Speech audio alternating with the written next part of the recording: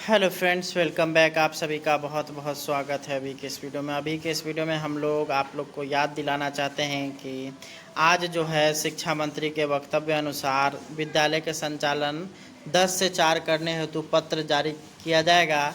और साथ ही साथ इनके द्वारा कई सारे न्यूज़ चैनल में यहाँ पर स्पष्ट रूप से बता दिया गया है कि जिन शिक्षकों की वेतन कटौती की गई है उन सभी शिक्षकों का वेतन जो है बहुत ही जल्द वापस कर दिया जाएगा, बशर्ते उनका जो वेतन जो कटा है वो 9 से 10 के बीच किसी कारण से या फिर जो है 4 से 5 किसी कारण से कटा है, तो वैसी स्थिति में उनका जो है वेतन अब वापस हो जाएगा। इसको लेकर के इनके द्वारा स्पष्ट रूप से कह दिया गया। तो चलिए हम लोग उनके इस वीडियो को देखते हैं।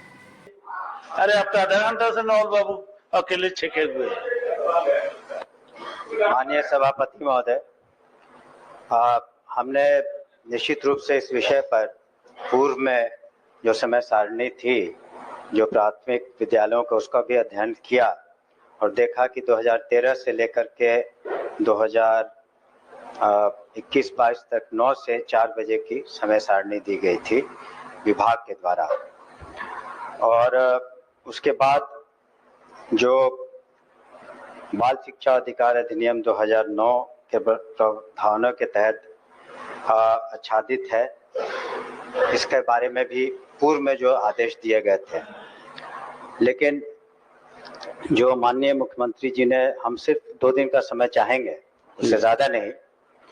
और निश्चित रूप से जो सदन की सहमति है और सदस्यों के जो विचार हैं और माननीय मुख्यमंत्री जी ने अपनी बातों को कहा, मुझे सिर्फ 2 दिन का समय दें, इसको अध्ययन करके मैं निश्चित रूप से सकारात्मक इसके बारे में। माननीय मंत्री जी, एक लाइन मैं कह तो रहा हूँ कि इसको जरा समझ लेंगे, लेकिन शिक्षकों इसको इसके चलते 10 से 4 मुख्यमंत्री जी बोले हैं, सकारात्मक इसका प्रभाव निश्चित रूप से होगा।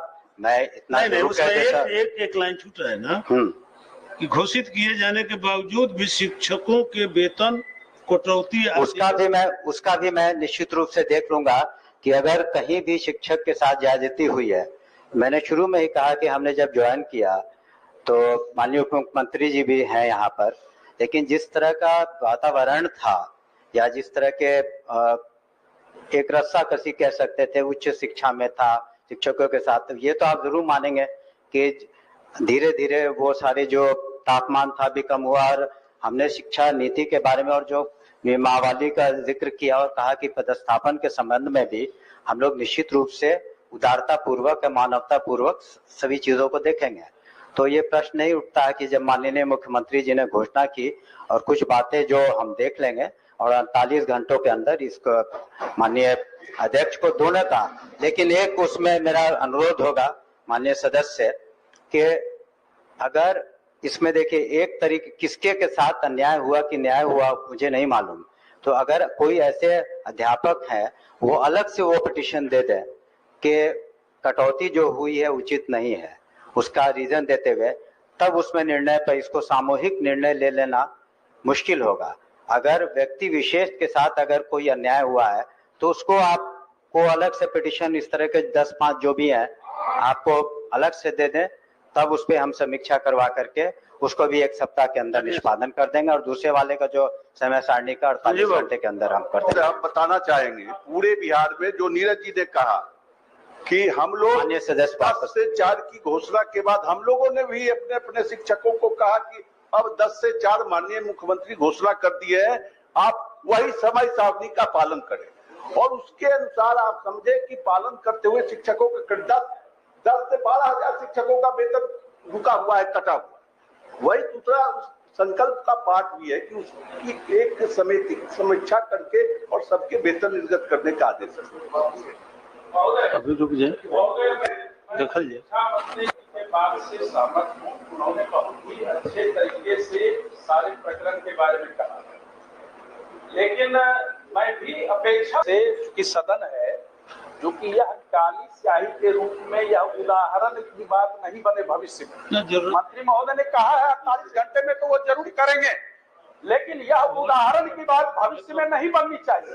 और दूसरी बात, मंत्री महोदय को मैं ऑन रिकॉर्ड कहना चाहता हूं, अभी मुंगेर जिले में राज्य सरकार के सचिवालय और निदेशालय का हवाला दिया जाता है और वेतन रोक दिया जाता है, ऐसे और भी जिले में होते हैं।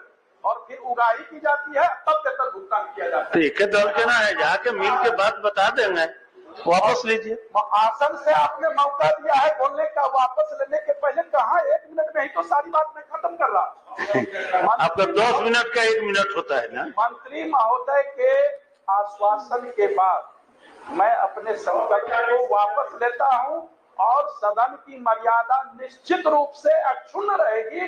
सरकार की साख को कोई प्रभावित नहीं कर सकता। इस आश्वासन के साथ मैं वापस। संकल्प व्यापक हुआ कि जिस तरह से टेक्नोलॉजी का विस्तार हो रहा है पूरे विश्व में, हिंदुस्तान में भी, और ऑनलाइन परीक्षाएं ये बहुत नई चीज़ें नहीं है, तो टेक्नोलॉजी का हमें इस्तेमाल करना चाहिए। और साथ साथ ये भी बताना चाहेंगे सदन को कि अगर उसका मिसयूज होता है, परीक्षा में कहीं से कदाचार इत्यादि भी होता है, तो अभी विधानसभा से बिल भी पारित किया गया जिसमें उसमें आवश्यक संशोधन किए गए। अलग से पारित किया गया है कि किसको क्या सजा मिलेगी अगर कोई कदाचार करता है, तो वो जो कानून है इस पर भी लागू होगा। तो हम लोग टेक्नोलॉजी को बढ़ावा निश्चित रूप से देना चाहेंगे ताकि, और ये जो इम्तहान होंगे एग्जामिनेशन सेंटर्स पर होंगे, ये जो ऑनलाइन बातें हैं ऐसा नहीं कि कोई घर से बैठ कर करके अपनी परीक्षा दे रहा होगा। जहाँ तक माननीय सदस्य की चिंता का प्रश्न है, तो उसमें जो वैसे मध्य विद्यालय या जो भी संस्थान है जो सही रूप से चल रहे हैं, तो उन्हें निश्चित रूप से हम उस संकल्प के आधार पर मदद देंगे। लेकिन अगर इंक्वायरी के बाद पाया जाता है कि वैसे कुछ संस्थान है जहां पर गड़बड़ियां पाई जाती हैं, तो उस पर निश्चित रूप से जो भी उचित वैधानिक कार्रवाई हम लोग करेंगे। लेकिन ऐसा नहीं है कि हम लोग सभी जो जिन्हें सहायता प्रदान करनी है, वित्त सहायता, उस पर हम लोग रोक लगाएंगे। आप आश्वस्त रहें। ये लोग मिले थे, प्रतिनिधि मंडल मुझसे मिला था और इस संबंध में हमने अपना आश्वासन तब भी दिया था। महोदय, इस बिल पर पुनः आते हुए, बिहार विद्यालय परीक्षा समिति एक राष्ट्रीय वैधानिक संस्था है जिसका मुख्य उद्देश्य माध्यमिक स्तरीय शिक्षा प्राप्त करने के उपरांत विद्यार्थियों के लिए परीक्षा संचालित करना और विद्यार्थियों के शैक्षणिक स्तर में गुणात्मक विकास करना है। और चूंकि बिहार विद्यालय परीक्षा समिति माध्यमिक एवं उच्च माध्यमिक स्तरीय शिक्षा तथा परीक्षा के क्षेत्र में उत्तरोत्तर विकास के लिए सदैव प्रतिबद्ध है, और चूंकि बिहार विद्यालय परीक्षा समिति अधिनियम 2019 को लागू हुए लगभग 5 वर्ष पूर्ण हो चुके हैं, डिजिटल पद्धति में परिवर्तन, सूचना एवं तकनीकी के विकास एवं विस्तारीकरण से परीक्षाओं के दौरान गोपनीयता बनाए रखने की चुनौतियों का सामना करना है। राज्य सरकार द्वारा लिए गए निर्णय के आलोक में अब किसी भी डिग्री महाविद्यालय में इंटर की पढ़ाई नहीं होनी है। अतः वर्तमान में लागू अधिनियम के समिति द्वारा आयोजित की जाने वाली परीक्षाओं को ऑनलाइन विधि के संचालित करने, परीक्षाओं में आधुनिक तकनीक, सूचना एवं प्रौद्योगिकी, कंप्यूटराइजेशन का प्रयोग करने, बिहार विद्यालय परीक्षा समिति से संबद्ध संस्थानों की संबद्धता स्वीकृति से संबंधित प्रावधानों को संशोधन करना आवश्यक एवं समीचीन है। इसलिए परीक्षाओं को सुदृढ़, पारदर्शी एवं कदाचार मुक्त के उद्देश्य की पूर्ति के लिए बिहार विद्यालय परीक्षा समिति अधिनियम 2019 से संशोधन करना ही इस विधेयक का मुख्य उद्देश्य एवं अभिष्ट है। अतः मैं प्रस्ताव करता हूं कि सभा द्वारा यथा पारित बिहार विद्यालय परीक्षा समिति संशोधन विधेयक 2024 सर्वसम्मति से पारित हो।